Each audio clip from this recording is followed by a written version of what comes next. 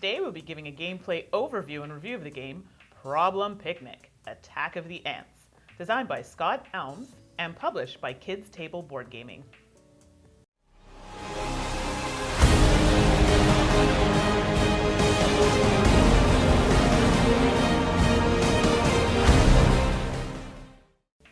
Hello everyone, and welcome to another episode with To Die For Games. I'm Mandi, the board gaming pinup girl. My fellow hosts are Tracy, the gaming maven. Stephane, the games teacher. Are you looking for a clarification on a rule, or you just want to see what we think of the game? Well, check out the timestamps below and you can find the part you want to watch. If you like what you see, please leave us a comment or consider subscribing to the channel in order to be notified when we post new content. Problem Picnic: Attack of the Ants plays in about 20 minutes, is suggested for ages 6 and up, and accommodates 2 to 4 players. We've got Problem Picnic: Attack of the Ants all set up and ready to go, so let's get to it. Objective. In this dexterity dice rolling game, players are competing ant colonies attempting to steal the best plates of food from the picnic. Trying to score the most points. So, Stephane, tell us, what's inside the box? Components: double-sided picnic cards, rounds cards, scoring cards, including one majority scoring card used in every game, scoring markers, including tie markers, the puddle card, player components, which include an anthill card, 6 ant dice, 1 soldier, 3 workers, and 2 scouts. All right, now that we know what we're playing with, how do we set up? Mandi? Setup. Shuffle the picnic cards and place a certain number face up based on the number of players in the specified layout. Note: leave enough space between the cards for the largest die to fit without touching either card. Players take their ant dice and their ant hill card, which they place in front of them, approximately 1 card width away from the picnic cards. Place the majority scorecard and a number of other scoring cards based on the number of players. Shuffle the reward tokens and randomly place face up 1 on each of the spots on the scoring cards. Shuffle the round cards and deal 5 face down into a stack, removing the rest from the game. Place the puddle card nearby. Keep the tie tokens also nearby. Now that we're all set up, how do we play? Tracy? Gameplay. The game lasts 6 rounds, with each round consisting of 4 phases. Phase 1. Lay out new picnic cards. After the first round, replace any collected card with new ones from the draw pile. Phase 2. Determine starting player. In the first round, the oldest player starts, but in future rounds, the player with the least amount of picnic cards becomes the start player. Starting in the second round, the start player will take the round card, which provides a special advantage to that player for that round, which they can use on their turn. Also discarding any older round cards that weren't used, so that players may only have 1 round card at any time.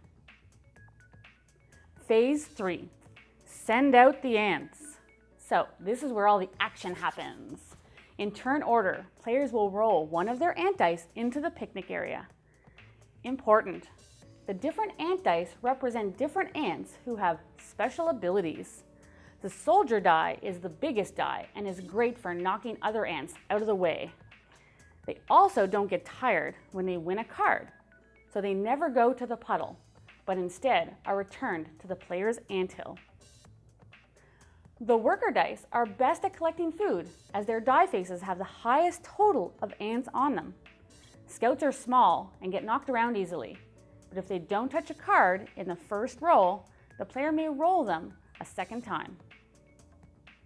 Note: players are trying to collect cards based on the scoring conditions, so the competition for some cards is fierce.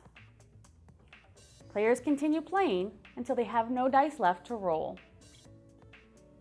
Phase 4. Bring back the food. These steps must be done in order. players collect any dice on the puddle from the previous round and return them to their anthill. Any loose dice not touching any cards are returned to their respective player's anthill. Resolve each picnic card. The player with the most number of ants showing on their die or dice wins the card. Any dice on each card that aren't winners are returned to their player's anthill. Then all winning dice are sent to the puddle. They cannot be used in the next round.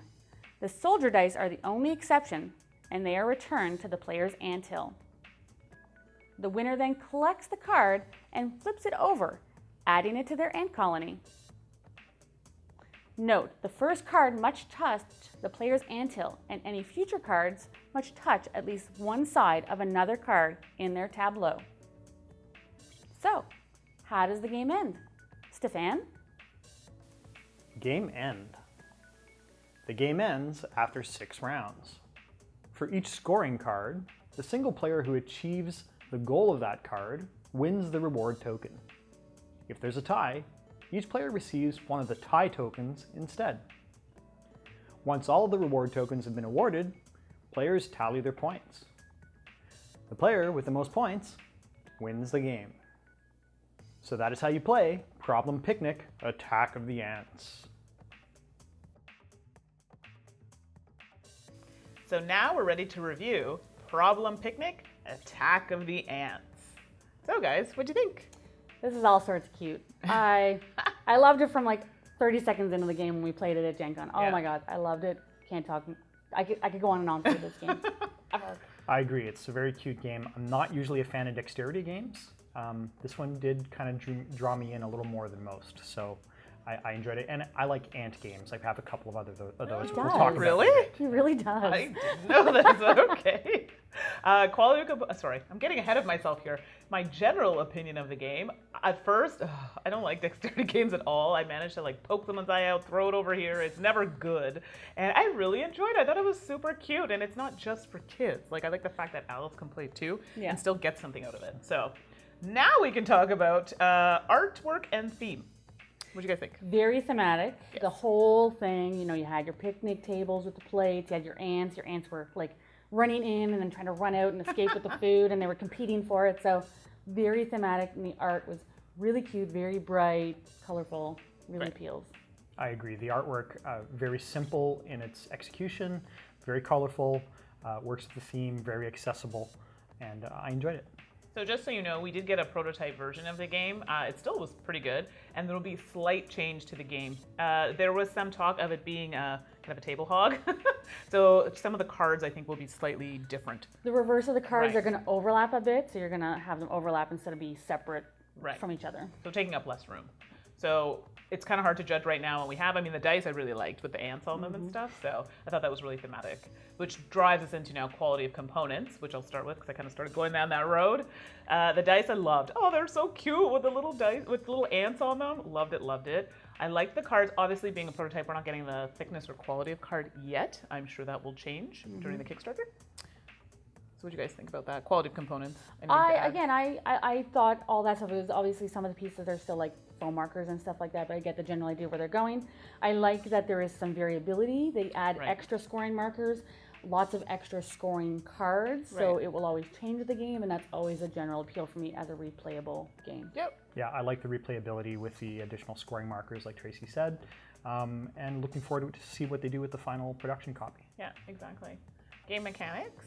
I think we kind of Like you touched said, a little bit. it's a dexterity game, but it's just so fun because like not only are you trying to like get onto the cards, but sometimes you're just doing it just to knock someone off because you're like, here, take that. He does that a lot. And of course, you're winging Exactly. your little shoulders like some keep room. going. Yeah. I find it a little Fucking hard hell. sometimes to get the right weight of the throw so that Right. you don't Different. overshoot the cards. Like you want to roll, hard enough to get onto the cards or to knock other people off without rolling yourself off the cards as well.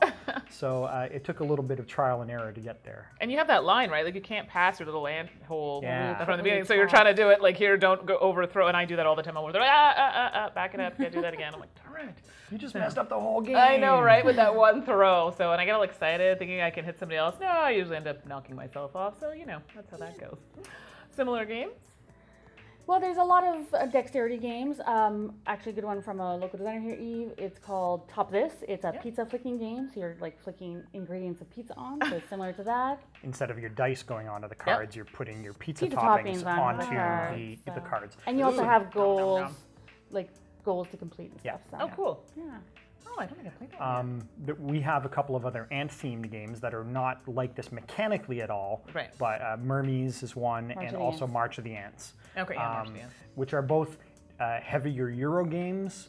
This one's an ant game that is lighter and more accessible, plays a lot quicker.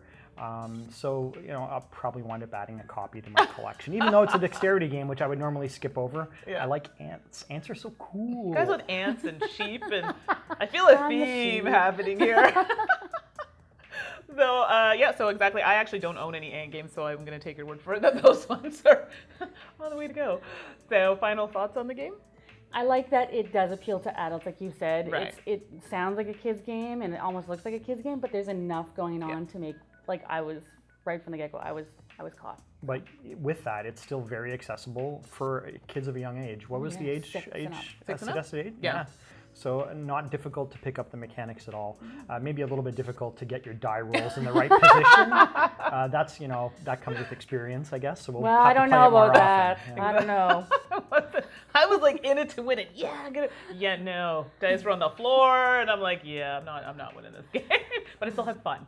So overall, I enjoyed it. So definitely a game that I would add to my collection, and something I actually probably could play with my coworkers, and they would enjoy it. I mean, we're at a desk all day, so it's nice to move around and do something a little fun. So I think something like that they would like. So I'm definitely giving this 2 thumbs up. 2 big thumbs Same up. here. Yes, and as a former teacher, I can say this would be a great classroom game.